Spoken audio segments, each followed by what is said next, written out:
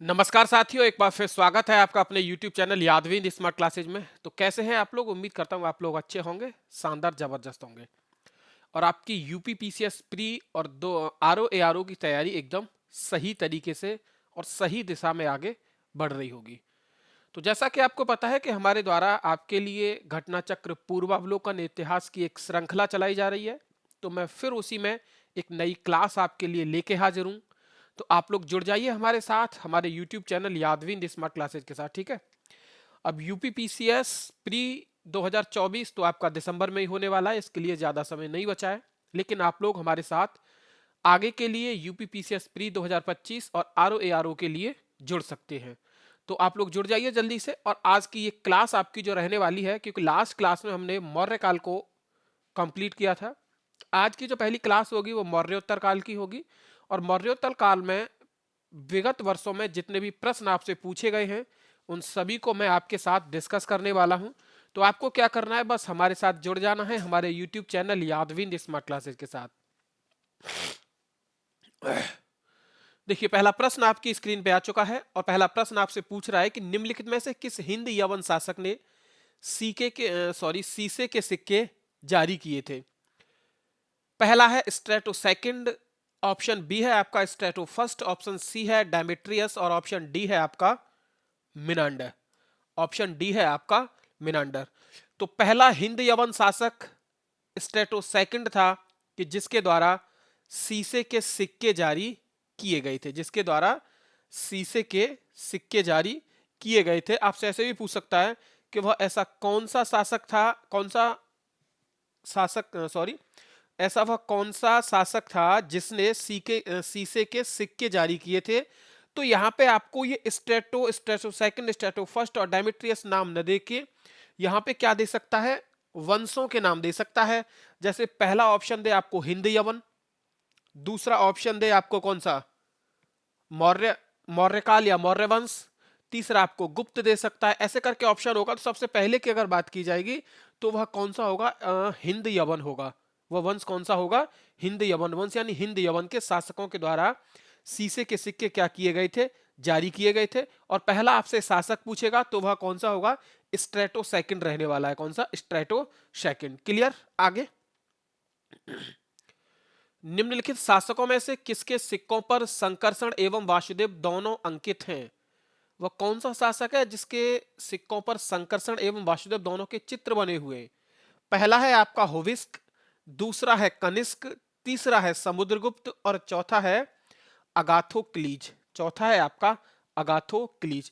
तो इसका जो सही जवाब रहने वाला है मित्रों वो कौन सा होगा, ऑप्शन नंबर डी इसका सही जवाब होगा, यानी अगाथोक्लीज। अगाथोक्लीज एक ऐसा शासक है कि जिसके सिक्कों पर संकर्षण एवं वासुदेव दोनों के क्या बने हुए हैं, चित्र बने हुए हैं। आपसे ये पूछा जाए कि अगाथोक्लीज के ऐसे सिक्के कहां से प्राप्त हुए, तो अफगानिस्तान में एक जगह है जिसका नाम है एखानम। क्या नाम है जिसका, एखानम नाम है। वहां से ये सिक्के प्राप्त हुए थे जिन पर वासुदेव एवं संकर्षण दोनों के क्या बने हुए हैं, चित्र बने हुए हैं। ठीक है, तो आप लोग क्या कर लीजिए, इसको थोड़ा नोट कर लीजिए, लिख लीजिए। अफगानिस्तान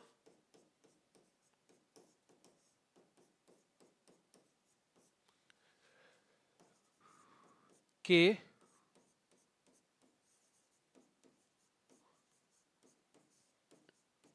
एखानम से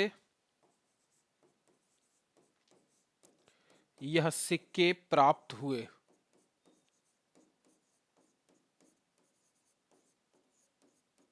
यह सिक्के प्राप्त हुए। ठीक है, आगे तीसरा आपके सामने है, निम्नलिखित में से कौन सा एक अन्य तीनों के समसामयिक नहीं है? समसामयिक नहीं है। पहला है आपका बिंबसार, दूसरा है गौतम बुद्ध, तीसरा है मिलिंद और चौथा है प्रसेनजित। चौथा है आपका क्या है, प्रसेनजित। ठीक है, तो आप लोग इसे ऐसे समझिए। सबसे पहले हम बात करेंगे किसकी, बिंबसार की। हम किसकी बात करेंगे, सबसे पहले आपसे बिंबसार की बात करेंगे। और बिंबसार में आप लोग देख लीजिए कि बिंबसार जो था यह कौन से वंश का शासक था। तो देख लीजिए बिंबसार मौर्य साम्राज्य में कहां का शासक था, तो यह मगध का शासक था। कहां का था, मगध का शासक। ठीक है, बिंबसार। दूसरा आपसे पूछा जाए, पहले मिलिंद की बात कीजिए आप लोग कि मिलिंद कहाँ का शासक था, तो मिलिंद भी मगध साम्राज्य में एक जनपद था जिसका नाम था कौशल। जिसका नाम क्या था? कौशल। तो ये कौशल का शासक था। वैसे ये महाजनपद था, क्या था? महाजनपद। ये कहाँ का शासक था? तो यह कौशल का शासक था। कौन? मिलिंद। तीसरे हम बात करेंगे किसकी? गौतम बुद्ध की। अब गौतम बुद्ध कौन थे? तो गौतम बुद्ध बौद्ध धर्म के क्या थे? यह प्रवर्तक थे। बौद्ध धर्म के क्या थे?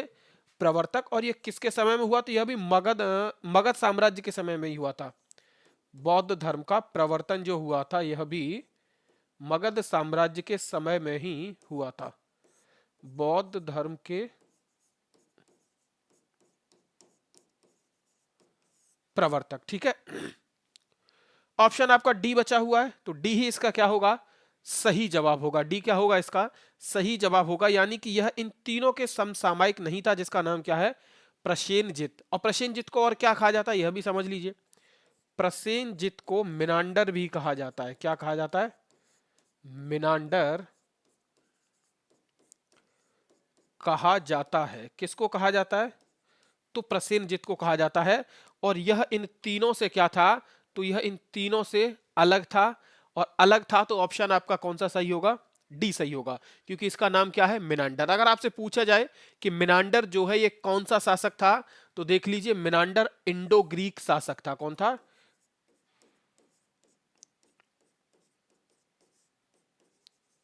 इंडो ग्रीक शासक जो था वह कौन था? तो वह मिनांडर था। ठीक है। बाकी ये तीनों किसके समय के हैं? तो ये तीनों मगध के समय के हैं। गौतम बुद्ध, ठीक है, और मिलिंद और बिंबिसार। आगे फोर्थ है आपका कि काव्य शैली का प्राचीनतम अभिलेख, काव्य शैली का प्राचीनतम नमूना किसके अभिलेख में मिलता है? यह आपसे पूछा गया है और आपसे इसका जवाब मांग रहा है। पहला है काठियावाड़ के रुद्रदामन, दूसरा है अशोक के, तीसरा है राजेंद्र प्रथम के, और चौथा है उपर्युक्त में से कोई नहीं। चौथा है उपयुक्त में से कोई नहीं। तो काव्य शैली का जो प्राचीनतम नमूना है वो किसके अभिलेख से मिलता है? तो रुद्रदामन का एक अभिलेख है जिसे बोला जाता है काठियावाड़ अभिलेख। कौन सा अभिलेख है? काठियावाड़ अभिलेख से काव्य शैली का प्राचीनतम नमूना मिलता है। किसका मिलता है? काव्य शैली का प्राचीनतम नमूना मिलता है। ठीक है। आगे हम बात करेंगे। पांचवा प्रश्न है आपका कि किस अभिलेख में रुद्रदामन प्रथम की विभिन्न उपलब्धियां वर्णित हैं? पहला है जूनागढ़, दूसरा है भित्री स्तंभ अभिलेख, तीसरा है नासिक, और चौथा है सांची। चौथा कौन सा है? सांची। ठीक है। तो रुद्रदामन प्रथम का जो सबसे महत्वपूर्ण अभिलेख है वह कौन सा है? जूनागढ़ अभिलेख। कौन सा है? जूनागढ़ अभिलेख। और इस जूनागढ़ अभिलेख से इसमें की विभिन्न उपलब्धियों के बारे में वर्णन किया गया है। विभिन्न उपलब्धियों में अगर आप देखेंगे तो इसकी वंशावली, इसकी विजय, इसके शासन और इसके व्यक्तित्व पर प्रकाश डाला गया है। किसमें? जूनागढ़ अभिलेख में। दूसरा आपसे पूछा जाए कि ये जो जूनागढ़ अभिलेख है इसकी भाषा कौन सी है? तो इसकी भाषा संस्कृत थी। आपसे पूछा जाए कि इसकी लिपि कौन सी है? तो इसकी लिपि ब्राह्मी थी। कौन सी लिपि थी? ब्राह्मी लिपि। ठीक है। देख लीजिए, इसकी आपसे पूछता है कि इसकी भाषा बता दीजिए, तो आप लोगों को बता देनी है कि इसकी भाषा संस्कृत थी। ठीक है।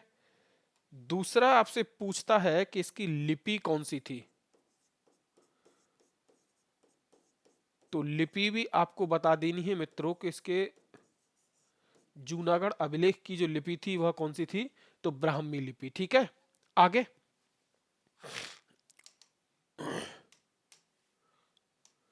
छठा प्रश्न आपकी स्क्रीन पे आ चुका है। बिना बेगार के किसने सुदर्शन झील का जीर्णोद्धार कराया था?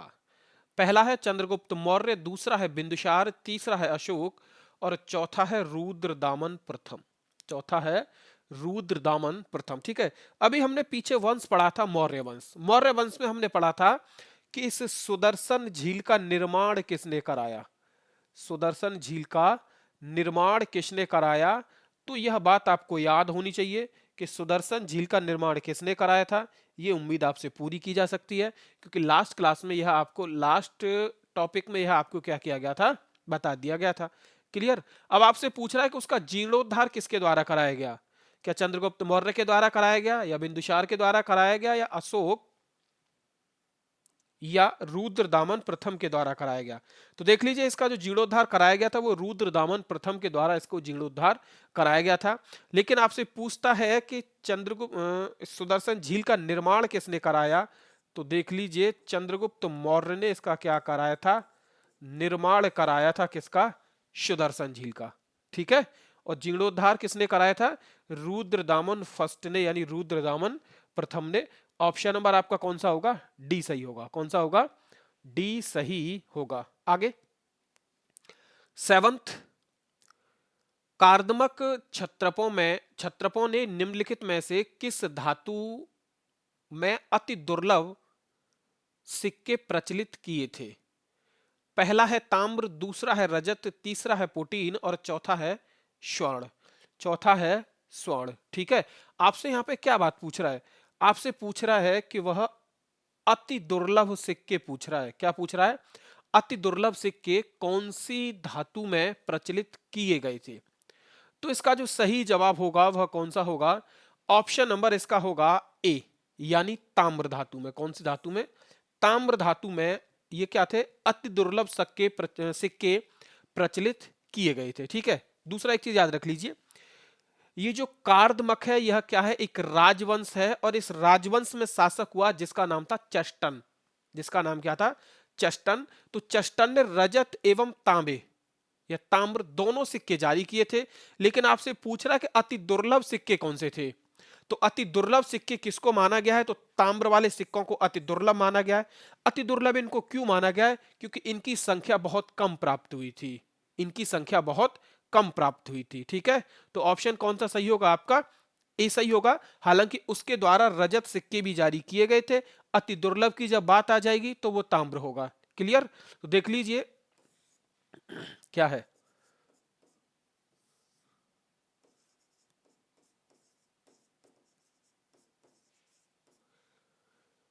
कार्दमक शासक जिसका नाम क्या था? चेस्टन। कार्दमक शासक चेस्टन ने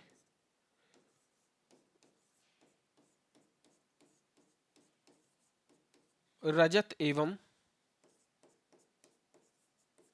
ताम्र दोनों प्रकार के सिक्के जारी किए।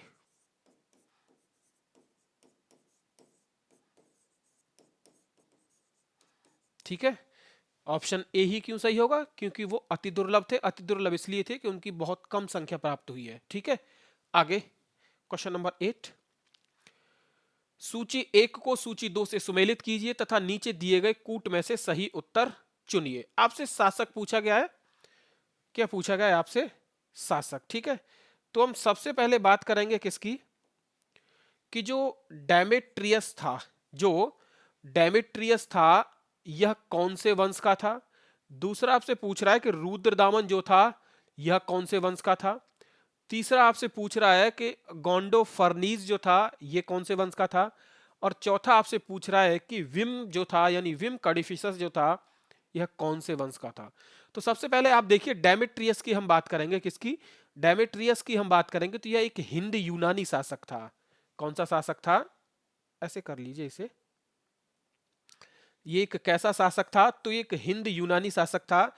यानी ए का आपका कौन सा रहेगा? तीसरा सही रहने वाला है। दूसरा मैं बात करूं आपसे कि रुद्रदामन, तो रुद्रदामन जो था यह एक शक शासक था, यानी शक वंश का शासक था। कौन?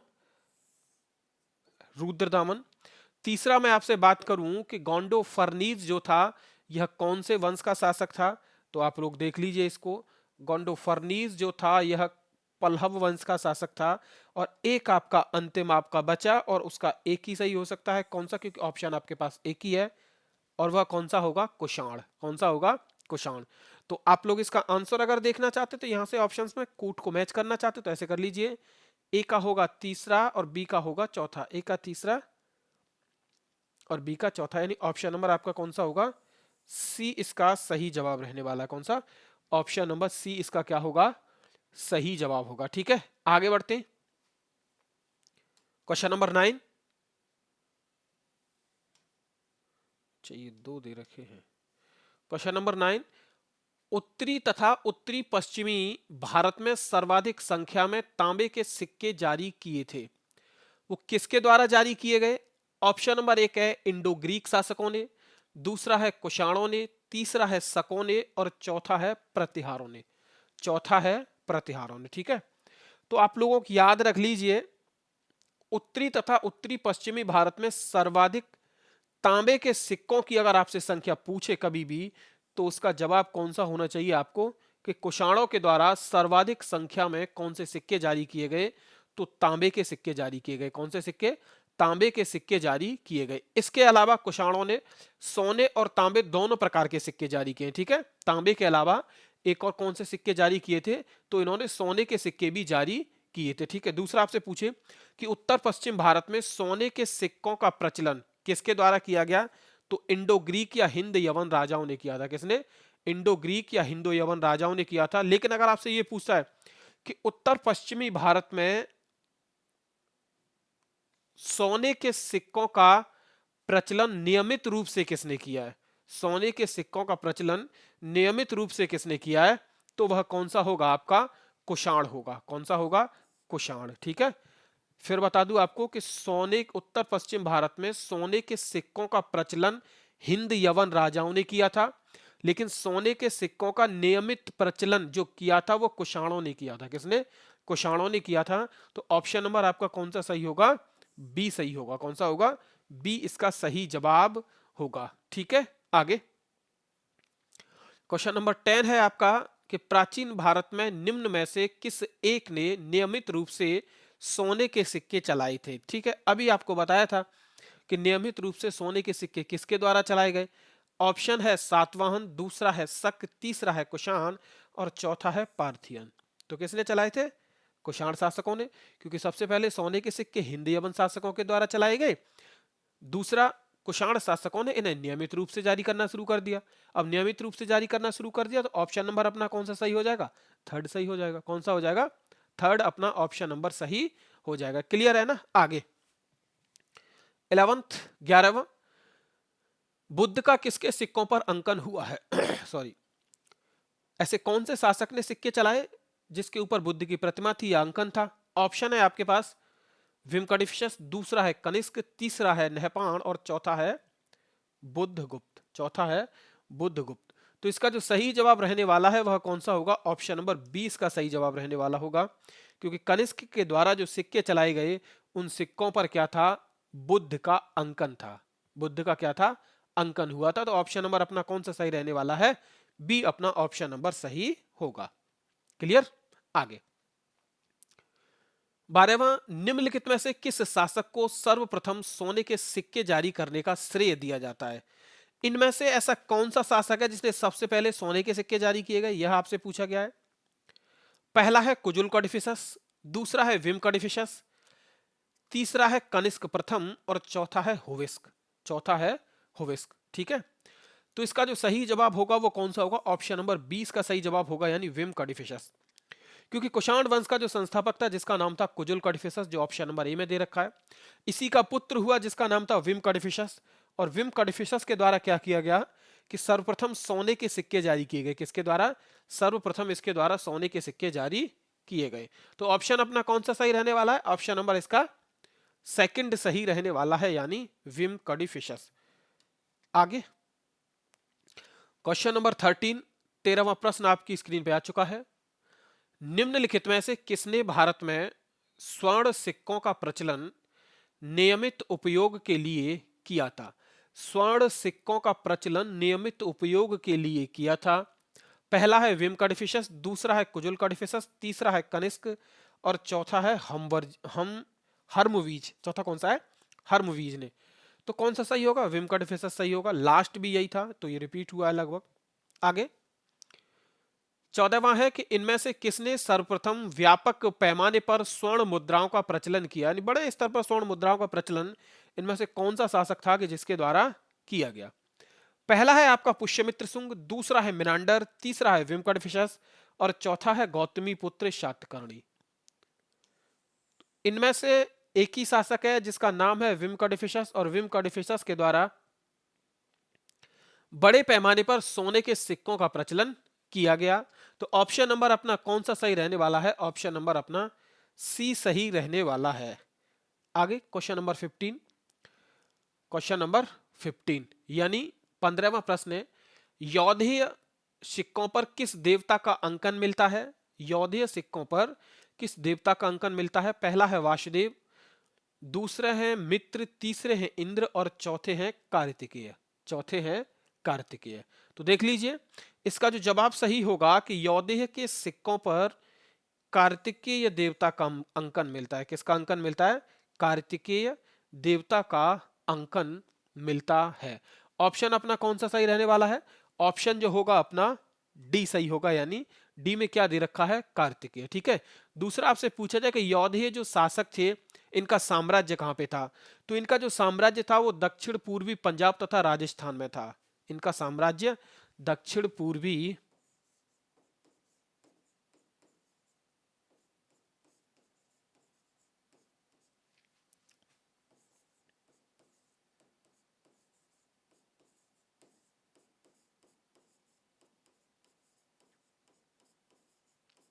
पंजाब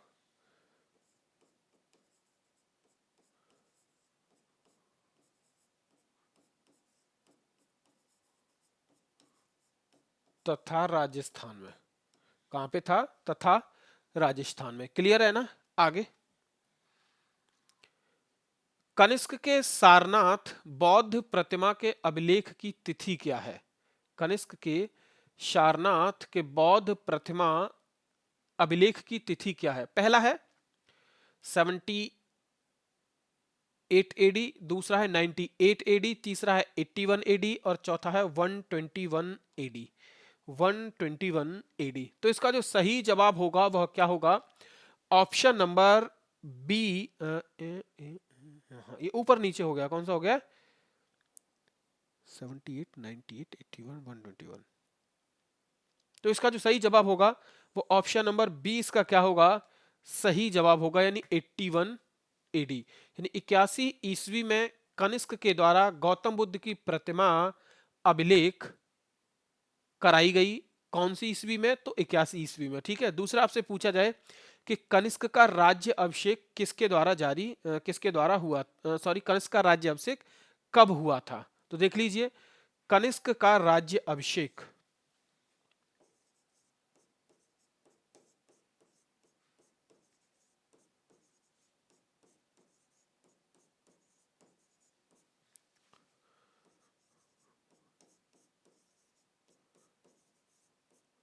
कनिष्क का राज्याभिषेक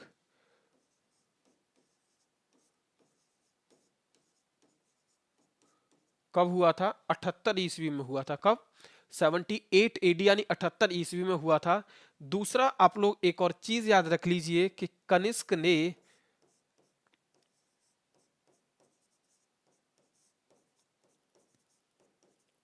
शक संवत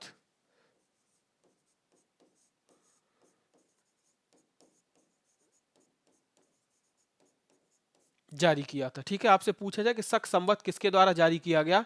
तो कनिष्क के द्वारा शक संवत जारी किया गया था। ठीक है। आगे 17वां, कुषाण शासक कनिष्क का राज्य अभिषेक। कुषाण शासक कनिष्क का राज्य अभिषेक कब हुआ था? पहला है 178 बीसी, दूसरा है 58 बीसी, तीसरा है 101 एडी और चौथा है आपका 78 एडी। 78 एडी। तो कनिष्क का राज्य अभिषेक कब हुआ था? ये आप लोग देख लीजिए पीछे। तो कनिष्क का राज्य अभिषेक कहां पे बताया गया आपको? 78 ईस्वी में, यानी 78 ईस्वी में। तो इसका भी सही जवाब कौन सा होगा? 78 एडी। ठीक है। आगे 18, शक संवत कब प्रारंभ किया गया? शक संवत कब जारी किया गया? तो कनिष्क के द्वारा यह भी 78 ईस्वी में जारी किया गया था। तो ऑप्शन नंबर ए आपका क्या होगा? बी आपका क्या होगा? इसका सही जवाब होगा कौन सा? ऑप्शन नंबर 20 का क्या होगा मित्रों? सही जवाब होगा। क्लियर? आगे बढ़ते हैं। क्वेश्चन नंबर 19, विक्रम एवं शक संवतों में कितना वर्षों का अंतर है? विक्रम एवं शक संवत में आपसे पूछा गया है कि कितने वर्षों का अंतर है। ठीक है, तो देखिए सबसे पहले इनके बीच जो अंतर है वो कितना है। ऑप्शन ए है आपका 57 ईयर, बी है आपका 78 ईयर, सी है आपका 135 ईयर और डी है आपका 320 ईयर। तो इसका सही जवाब होगा ऑप्शन नंबर बी, इसका क्या होगा, सही जवाब होगा। ठीक है, लेकिन आप लोग एक चीज याद रख लीजिए, आपसे पूछा जाए ना कि विक्रम संवत किसके द्वारा जारी किया गया था, क्योंकि शक संवत में अभी आपको बता चुका हूं कि शक संवत को किसने जारी किया था, तो कनिष्क ने जारी किया था। तो चंद्रगुप्त विक्रमादित्य के द्वारा विक्रम संवत जारी किया गया था। किसके द्वारा? चंद्रगुप्त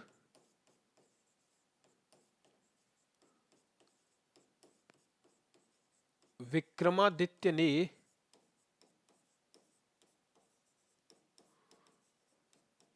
जारी किया। ठीक है, अब आप लोग एक चीज और देख लीजिए मित्रों। कौन सी?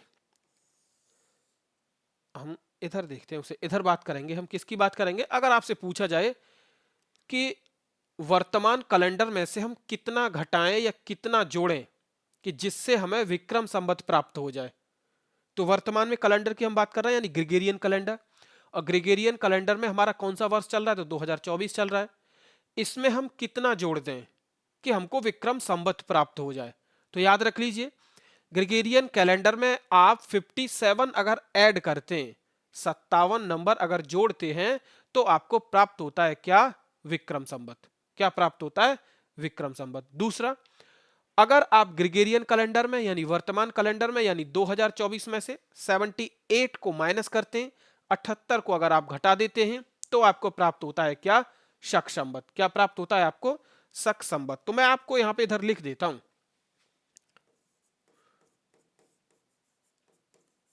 वर्तमान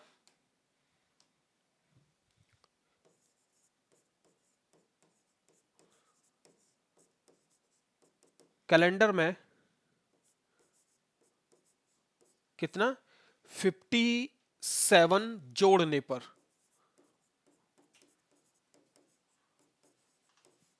कितना जोड़ने पर? 57 जोड़ने पर आपको क्या प्राप्त होगा? विक्रम संवत।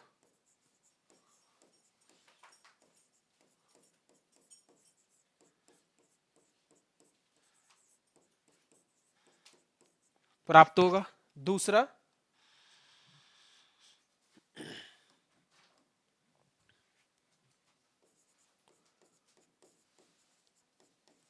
वर्तमान कैलेंडर में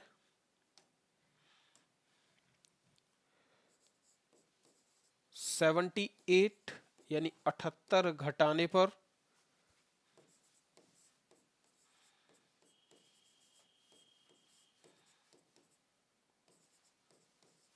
शक संवत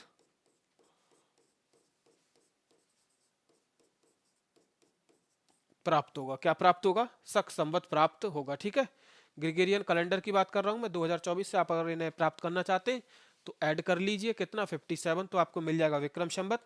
माइनस कर दीजिए 78, तो आपको क्या मिल जाएगा? शक संवत। ठीक है, आगे 20वां प्रश्न आपकी स्क्रीन पे आ चुका है।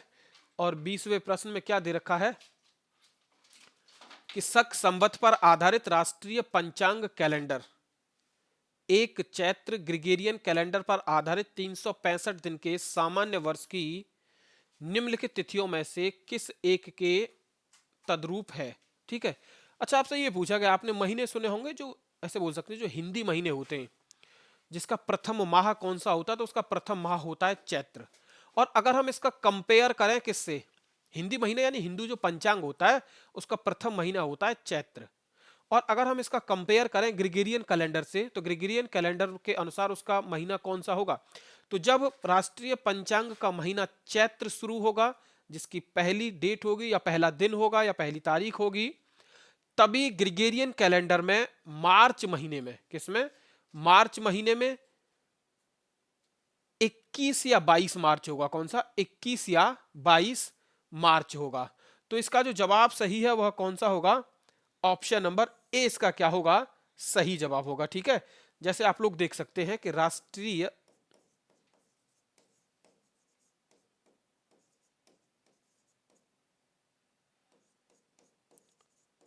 पंचांग का प्रथम माह क्या होगा? चैत्र होगा। क्या होगा? चैत्र होगा। और ग्रिगोरियन कैलेंडर में यह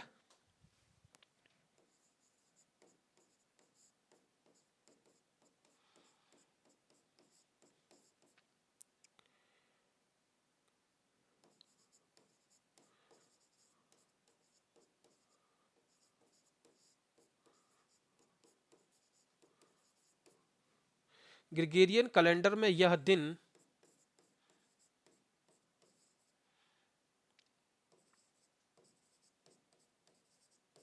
22 मार्च या 21 मार्च होगा। ठीक है, 22 मार्च या 21 मार्च होगा। तो ऑप्शन आपका कौन सा सही हुआ? ऑप्शन नंबर आपका ए सही हुआ। कौन सा? ऑप्शन नंबर ए आपका क्या हुआ? सही हुआ। ठीक है, आगे 21, विक्रम संवत कब प्रारंभ हुआ था? यह मैं आपको बता चुका हूं कि किसके द्वारा प्रारंभ हुआ था। तो देख लीजिए, विक्रम संवत पहला है 78 एडी, ऑप्शन बी है 57 बीसी, ऑप्शन सी है 72 एडी और ऑप्शन डी है 56 बीसी। तो इसका जो सही जवाब होगा वह कौन सा होगा? ऑप्शन नंबर बी इसका सही जवाब होगा, यानी 57 बीसी, ईसा पूर्व। क्या होगा? 57 बीसी यानी ईसा पूर्व। क्लियर? आगे हम बात करेंगे। 22 है कि निम्नलिखित में से कौन सा वर्ष दिसंबर 2009 में शक संवत का वर्ष होगा? आपसे क्या पूछ रहा है? दिसंबर 2009।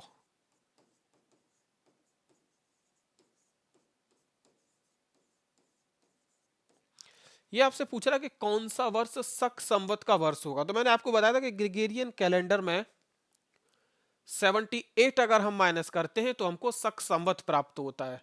कितना हम माइनस करते हैं? 78। और इसमें से 78 जब माइनस किया जाएगा तो तो ये होगा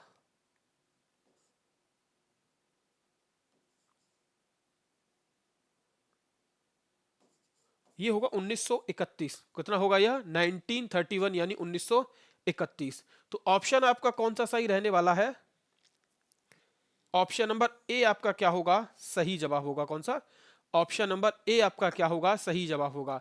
अगर हम इसमें ऐड करते, अच्छा ये क्या है आपका? शक संवत पूछ रहा है।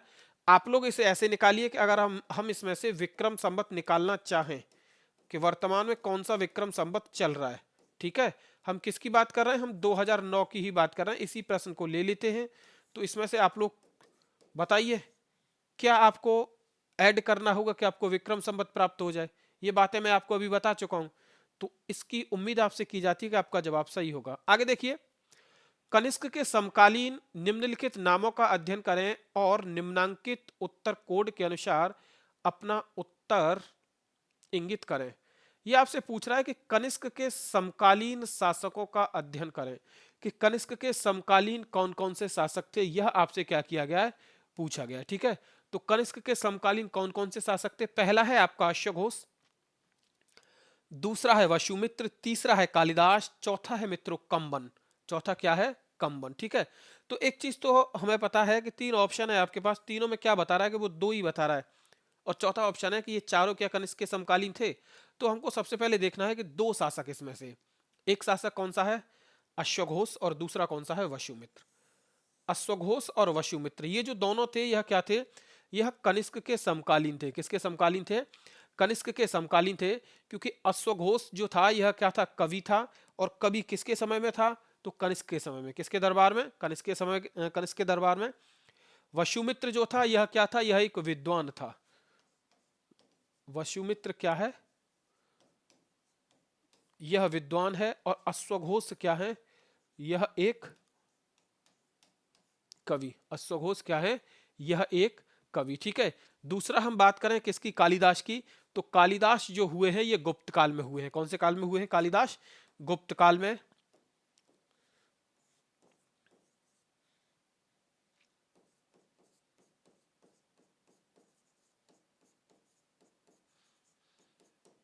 ठीक है। तीसरा मैं आपसे बात करूं कंबन की, तो कंबन जो हुए हैं यह 12वीं शताब्दी में हुए हैं। कब हुए हैं? 12वीं शताब्दी में। ठीक है। तो इसका एक और दो मित्रों कौन सा है? ऑप्शन नंबर इसका थर्ड सही होगा। कौन सा? ऑप्शन नंबर थर्ड सही होगा। ठीक है, याद रख लीजिए गुप्त काल में कालिदास हुए हैं। कालिदास की पुस्तक कौन सी है? तो ये पुस्तक आपको याद रख लीजिए रघुवंशम, मेघदूतम, इनको भारत का क्या कहा जाता है? Shakespeare of India. किसको? कालिदास को। मेघदूतम, रघुवंशम, ऋतुसंहारम, ये पुस्तक किसकी है? तो ये सारी की सारी पुस्तक हैं कालिदास जी की। ठीक है, आगे 24। अश्वघोष किसके समकालीन था? अश्वघोष किसके समकालीन था, यह आपसे पूछा गया है। पहला है अशोक, क्योंकि अभी हम इसको पीछे पढ़ के आ रहे हैं, तो ऑप्शन हमारा सी सही हो जाएगा। क्या हो जाएगा? ऑप्शन अपना सी सही हो जाएगा। आगे 25। निम्नलिखित में से कौन एक कनिष्क के दरबार से संबंध नहीं था? पहला है अश्वघोष, दूसरा है चरक, तीसरा है नागार्जुन और चौथे हैं पतंजलि। तो इसका जो सही जवाब होगा वह कौन सा होगा? ऑप्शन नंबर डी इसका क्या होगा? सही जवाब पतंजलि होगा, क्योंकि पतंजलि जो थे ये कौन से काल से संबंधित है? तो यह शुंग काल में थे। कौन से काल में थे? यह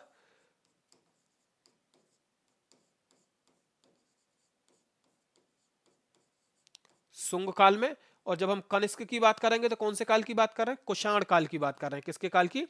कुषाण काल की बात कर रहे हैं। ठीक है। नागार्जुन, नागार्जुन को क्या कहा जाता है? भारत का आइंस्टीन कहा जाता है। किसका? भारत का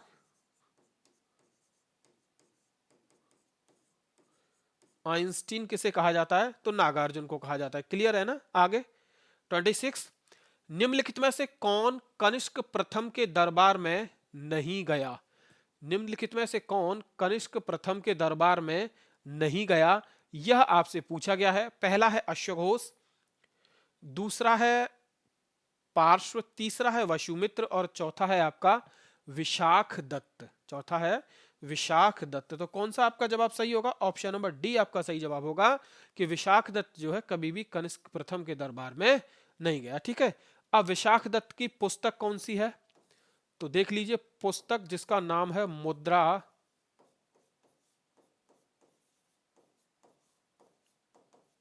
राक्षस। क्या नाम है जिसका? मुद्रा राक्षस। आपसे पूछा जाए किसके द्वारा लिखी गई, तो मुद्रा राक्षस विशाख दत्त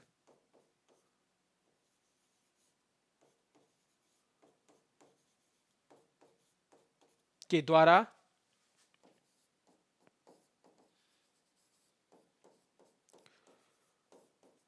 लिखी गई। किसके द्वारा लिखी गई थी? विशाख दत्त के द्वारा लिखी गई। ठीक है। आगे हम बात करेंगे किसकी? 27 की बात करेंगे। निम्नलिखित नगरों में से किसका उल्लेख कनिष्क के रबतक अभिलेख में नहीं है? कनिष्क का एक अभिलेख है जिसकी बात की जा रही है, जिसका नाम क्या है? रबतक।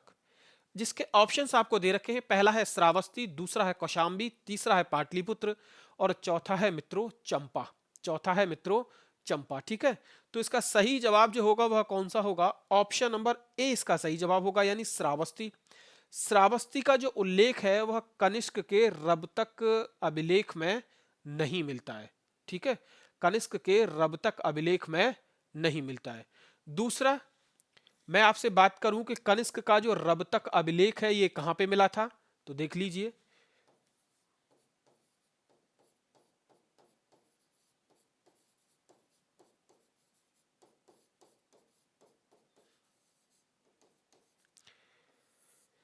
ये रबतक अभिलेख जो है ये अफगानिस्तान में मिला। कब मिला? तो 1993 में।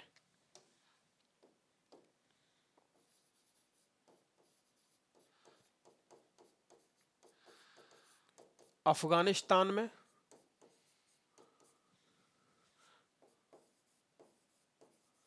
1993 में कौन सा अभिलेख मिला था? तो यह आपका रबतक अभिलेख मिला था। दूसरी आपसे पूछा जाए कि कनिष्क से संबंधित रबतक अभिलेख की भाषा कौन सी है और लिपि कौन सी है, तो इसकी जो भाषा है वह है बैक्टीरियन और लिपि है इसकी यूनानी। देख लीजिए,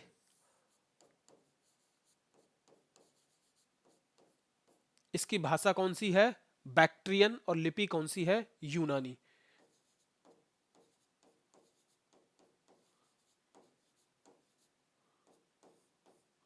और मैं आपसे बात करूं किसकी, लिपि की,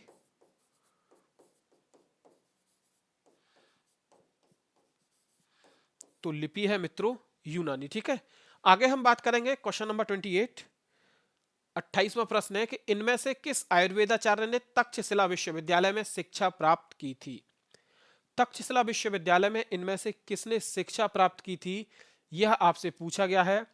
पहला है सुश्रुत, दूसरा है बाणभट्ट, तीसरा है चरक और चौथा क्या है, जीवक। चौथा क्या है, जीवक।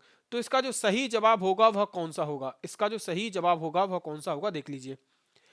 सुश्रुत, बाणभट्ट, चरक या जीवक। चरक या जीवक, तो देख लीजिए आप लोग, इनमें से दो हैं, एक चरक और दूसरे जीवक। कौन है, एक चरक और दूसरे जीवक। दोनों ने शिक्षा जो प्राप्त की है वो कहां पे प्राप्त की है, तो तक्षशिला विश्वविद्यालय में प्राप्त की है। किसमें, तक्षशिला विश्वविद्यालय में प्राप्त की है। ऑप्शन आपके दो सही हो जाएंगे, एक इसका सही जवाब नहीं है। ठीक है मित्रों, आगे 29 आपसे पूछ रहा है कि पुष्यमित्र शुंग द्वारा 2 अश्वमेध यज्ञ किए जाने के बारे में जानकारी किस अभिलेख से मिलती है। तो कौन से अभिलेख से जानकारी मिलती है यह आपसे पूछा गया है। पहला है सारनाथ लेख, दूसरा है बेशनगर, तीसरा है अयोध्या और चौथा है आपका हाथी गुम्फा। चौथा है आपका हाथी गुम्फा। तो इसकी जो जानकारी मिलेगी वो किससे मिलेगी, ऑप्शन आपका होगा सारनाथ, बेशनगर, अयोध्या, हाथी गुम्फा। इसका जो होगा वो ऑप्शन नंबर सी सही जवाब होगा। क्या कह रहा है सी, कि पुष्यमित्र शुंग के द्वारा 2 अश्वमेध यज्ञ किए गए। इसकी जानकारी हमें किससे मिली, तो अयोध्या अभिलेख से मिली। पुष्यमित्र शुंग जो था यह मौर्य वंश का क्या था, अंतिम शासक था। ठीक है, सॉरी, हाँ, पुष्यमित्र शुंग ने क्या किया था कि मौर्य वंश के अंतिम शासक बृहद्रथ की क्या की थी, हत्या की थी। और उसके बाद ये क्या बना था, शुंग वंश का प्रथम शासक बना था, या शुंग वंश का संस्थापक बना था। कौन, पुष्यमित्र शुंग। तो इसने किसकी हत्या किया, मौर्य वंश के अंतिम शासक बृहद्रथ की हत्या की थी। किसकी, बृहद्रथ की हत्या की थी। ठीक है, फिर शुंग वंश आया। शुंग वंश के बाद एक और नया वंश आएगा जिसे बोला जाता है कण्व वंश।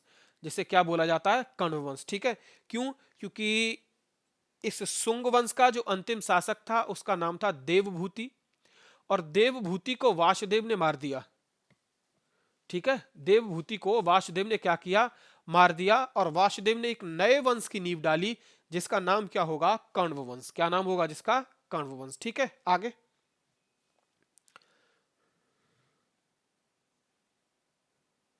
शुंग वंश के बाद किस शासक ने भारत पर राज किया था। तो मैंने अभी आपको बताया था, पहला है शातवाहन, दूसरा है कुषाण, तीसरा है कण्वा यानी कण्व और चौथा है गुप्त।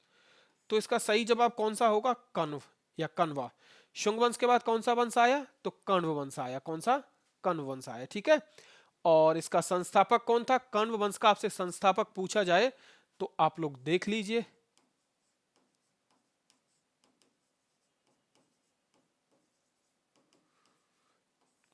ये जो कण्व वंश हुआ, ये शुंग वंश हुआ, इनके संस्थापक आप लोग जरूर याद रख लीजिए। ठीक है, तो इसका संस्थापक कौन था, वासुदेव।